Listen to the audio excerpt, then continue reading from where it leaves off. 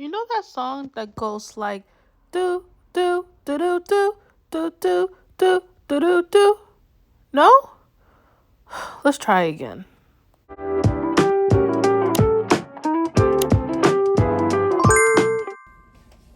my lilies, welcome back to my channel, and we're back at it again with another Blue Couch Talk.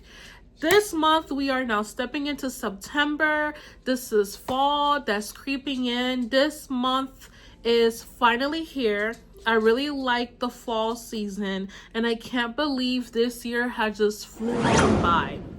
Hello, welcome if you're new to my channel. I'm Lily, and I like to go ahead and provide a lot of positive talks. As of lately, I've been really into this Blue Couch Talk series where I go ahead and talk about empowerment, well, self-love, loving yourself, plus size woman as it is. And if you're really into that type of content, go ahead and subscribe and become part of the Lilies family, where I like to call you all as my lilies. Hello my lilies, and welcome back to my channel. And let's jump right into this beautiful month. This month I welcome you all to just have this focus on confidence reset. Yes, September is about confidence reset, where we learn to step into your power this fall.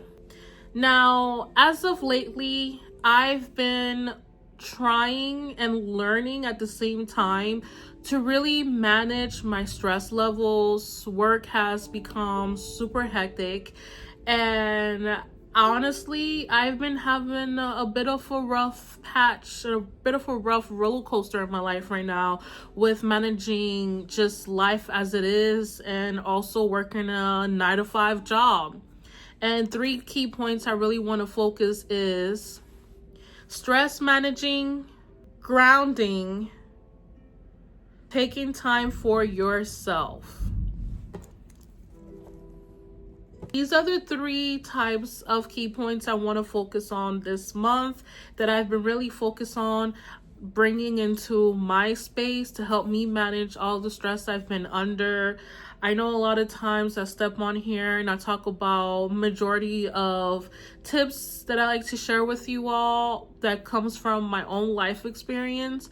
However, it can become really hard, especially when you're someone that is learning, especially new, at how to manage all this life stress at the same time, knowing that you've been diagnosed with like anxiety or depression or whatever the case may be.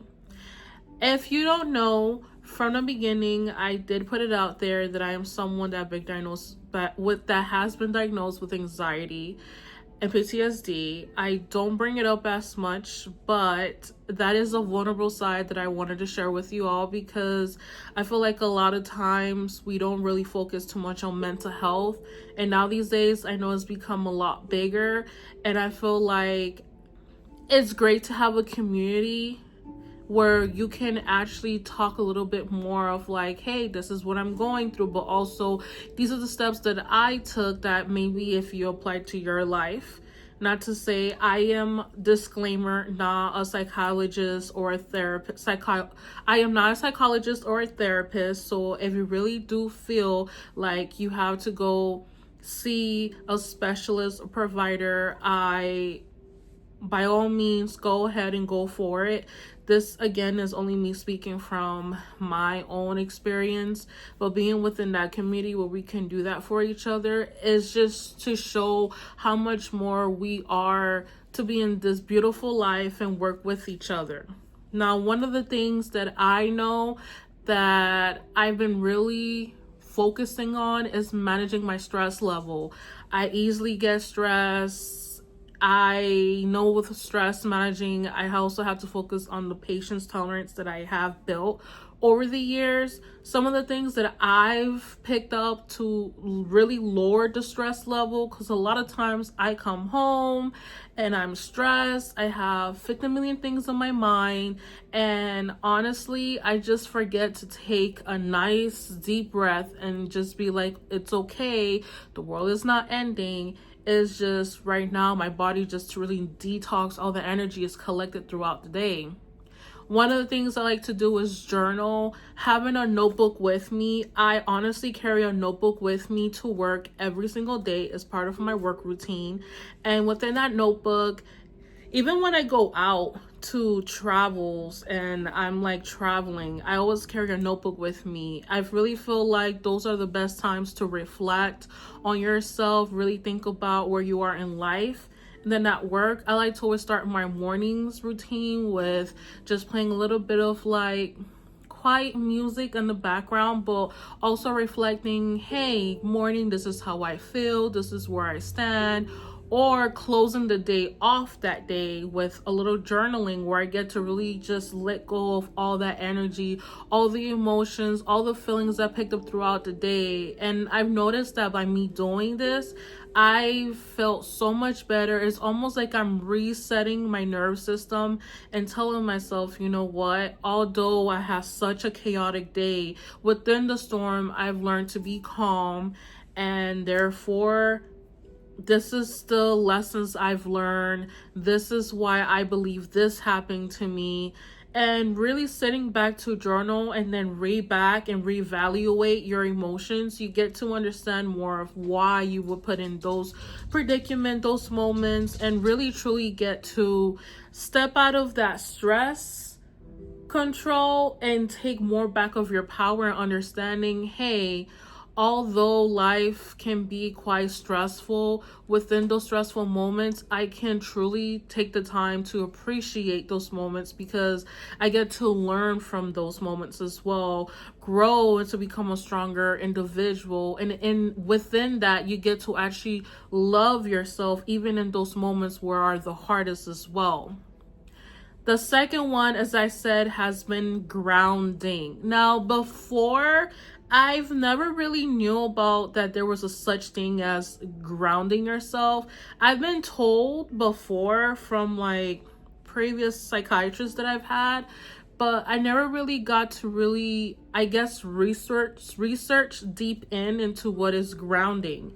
So grounding is basically where you take time off the day or after work or on your day off, and you just either go to the beach and touch the sand with your bare feet, or go outside and let your feet just touch the grass. It really helps to just pretty much charge like your energetic field, because every day we're always walking with shoes and socks and we're touching concrete. And now these days houses aren't built like how it was back then with like wood, or it's less natural than what it was back then. So because we're always sitting in front of a blue light screen and our energy and all that radiation just is always on us, it's good to just touch Mother Nature, because it helps recharge us. It helps us come back to that natural energy patterns that we are connected with.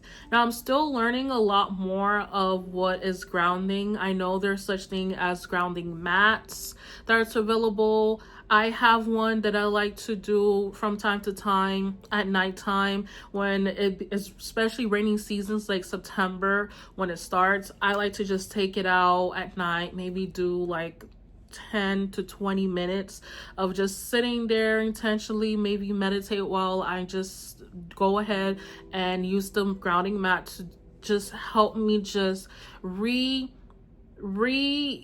with my roots, basically. There's grounding blankets. However, I'm still researching on it, so I don't really have any recommendations of what you can use. But if you're interested, I will say do your research on it. But grounding has helped me a lot. I've learned that with grounding, it has helped me to just be more at ease. I don't feel as anxious as I usually would be. I don't get triggered as easily with things that I know would trigger me.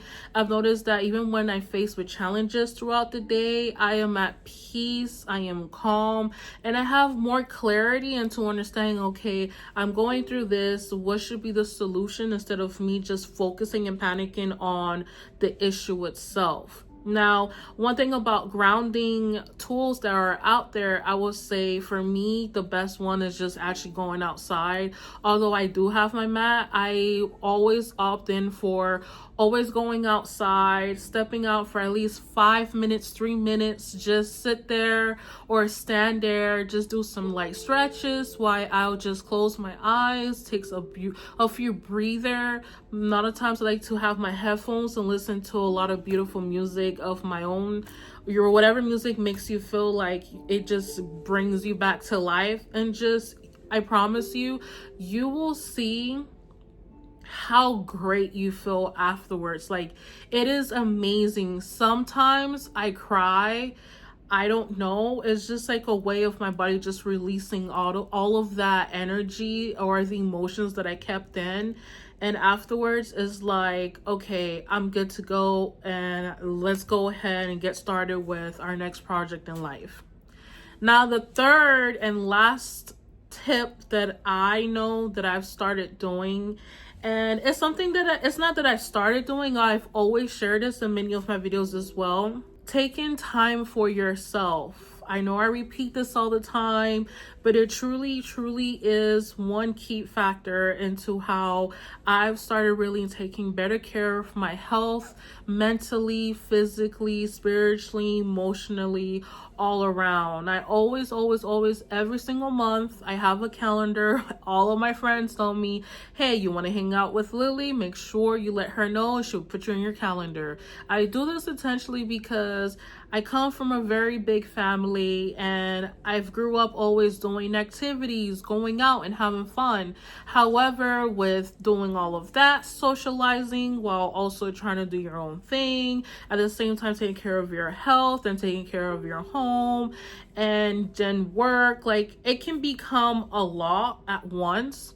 So me personally having a schedule to make sure I schedule time for myself has really tremendously helped in just not only me rediscovering who I am, but also relearning how to give love to myself and give back to myself. Because as much as I like to give to others, I forget to give back to myself. A lot of times I feel like we're taught to always be there for people and always just be the rock for them and provide and pour love to everyone else. But what about the love that you pour to yourself? By me taking care of myself, loving myself, being there for myself, I am helping everyone else around me, because not only do I have enough for myself, but my cup is so full that it overflows, and then that love just naturally comes out to everyone else around me. And by me taking time for myself, I always take time, either whether it's like, I'm like, okay, let me see, my hair maybe doesn't look as great as it can be. I've had such a stress week. Let me take time this weekend to really just go ahead and pamper myself, do my nails, give myself a facial, wash my hair. Or I'm just gonna have this weekend where honestly, I don't even think about just cleaning. I will honestly just take this weekend to myself to just watch my favorite TV shows. I'm gonna eat that dark chocolate that I've been craving for the past month. I'm not gonna feel bad for myself, because I know it's okay for me to treat myself from time to time, and I just feel so much better. I don't have to be the hero all the time. I don't have to always be put together all the time. Sometimes just letting go and just doing that one thing that I like to do, it's all that I need. Whether it's dancing, moving around, taking dance classes, whether it's just me having some time scheduled to do some karaoke in my living room and just dancing around, rocking around with my cute little babies, my dogs. Those are truly what has helped me to really manage and really reset myself, my confidence, and honestly, wearing your favorite color. I am obsessed with the color pink. I have pink everywhere, not literally everywhere, but I always try to carry a little bit of something that makes me happy and always keep it around me, because at the end of the day, it's your life that you're living for, not someone else. So these honestly have been the three beautiful tips that I would like to share with you all.